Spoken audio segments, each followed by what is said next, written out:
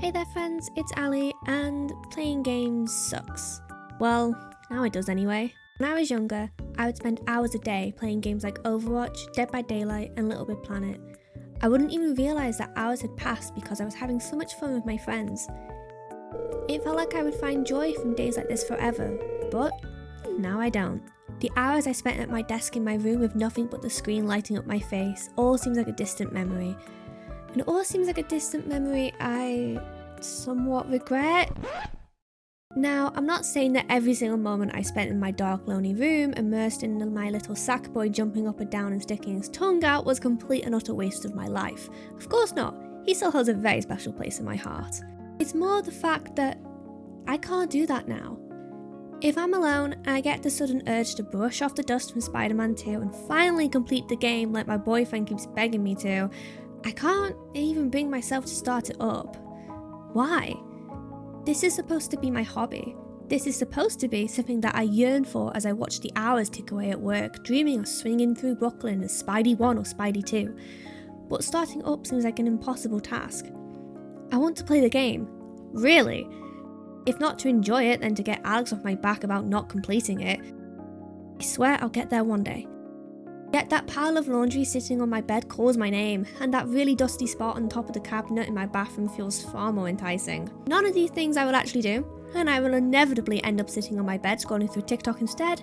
Nothing screams productivity like rotting my brain a little bit more. For me, this is something I've struggled with for a while now, simply starting anything at all, not just with gaming. But gaming does tend to be where I struggle the most though.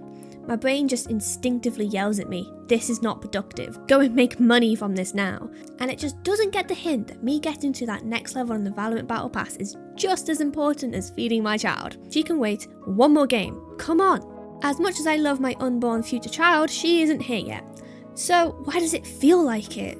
Even if I do every single chore I can think of before going to sit down, I've cleaned the bathroom, worked out, fed the unborn demon, done the dishes, it is now 11 PM and I want to play Dave the Diver, apparently it's really good. Nope, my little adult head tells me that instead I should reorganise my yarn collection, but this time in shade rather than thickness.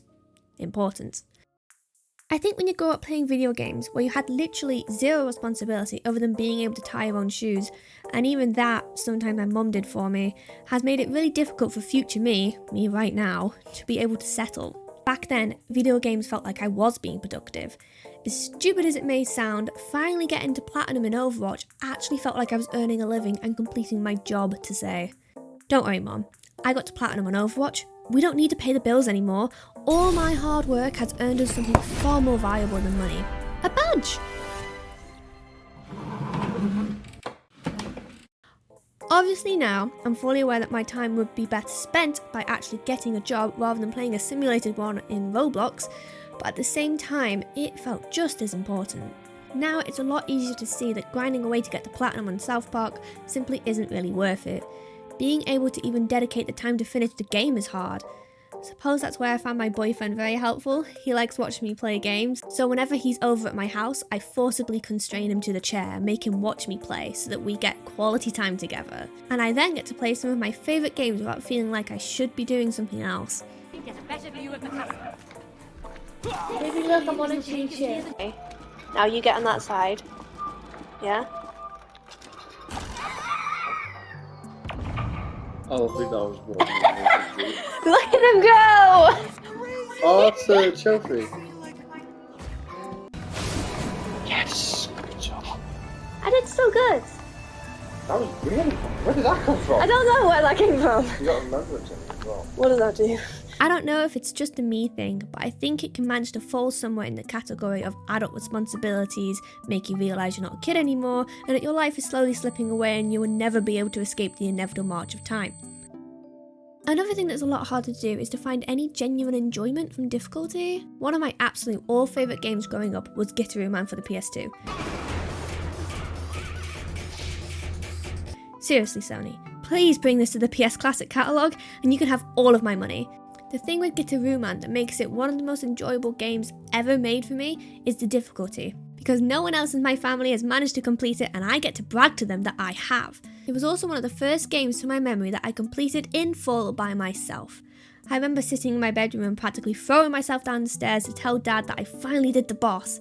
I got like a D grade in performance, but that didn't matter because it was actually done. If you don't know, Gitaruman is a rhythm game where you play as U1, I don't know why that's his name, and you gotta save the world, but maybe in space, and then you meet a pink-haired girl, Pekko, Pip, Pikman, because now you don't have a skateboard and you fell in front of her because you're cool, something like that. The gameplay is where it really shines though. As far as games for the PS2 go, I really think that it struck a chord with the industry with just how its mechanics flow really well for the type of game it was looking to be. Anyway, that's enough fangirling. The game was completed after I think genuine months of trying to complete just 10 levels. That game has no difficulty settings whatsoever. You're just stuck with what you've got. Apart from when you complete it and master mode gets unlocked, but the challenge is still there. You've got to get good at the game and its unique way that it plays. You can't half-arse it. Meanwhile, one of the games I'm currently working through is God of War Ragnarok.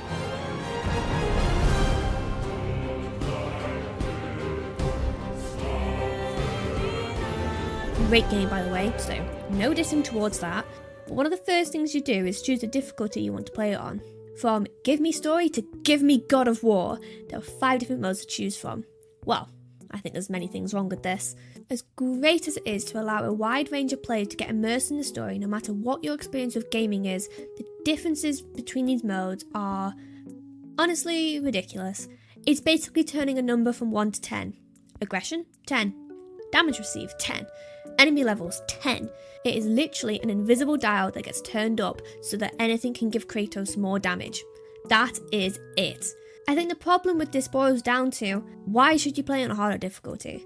I tend to go for the slightly harder options purely because I don't want to get too bored, but then you may get to that one boss, that one enemy, where everything that they do just makes you yell out loud that it's bull and you disturb the neighbour's cat from its nap. So, you just turn the difficulty back down. I completely understand why developers want to be able to allow their players to choose their difficulty. I mean, it literally does allow more players to play their game, which means more money for them.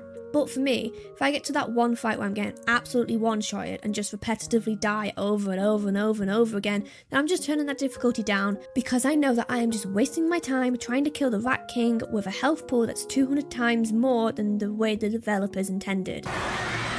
There's always going to be that one difficulty level that the developers intended the game to be played at. Take Elden Ring for example, often described as one of the hardest games ever created, and it's like that because there are no difficulty levels.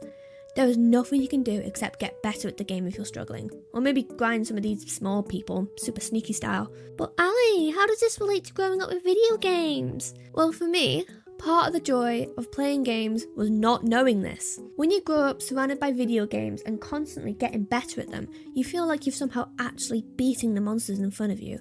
You're actually destroying the Ender Dragon. You're actually earning all of that money on Pizza Simulator. But you're just not. It's just a bunch of ones and zeros, which ultimately, in modern titles, you're in control of. If you don't like something, get rid of it, skip it. Hell, some games have dials where you can adjust every single little detail of the difficulty until you have your perfect game. Growing up with video games, looking back, isn't something that I regret. It was a great time in my life, and many of the games that I played still hold a very special place in my heart that will never be replaced.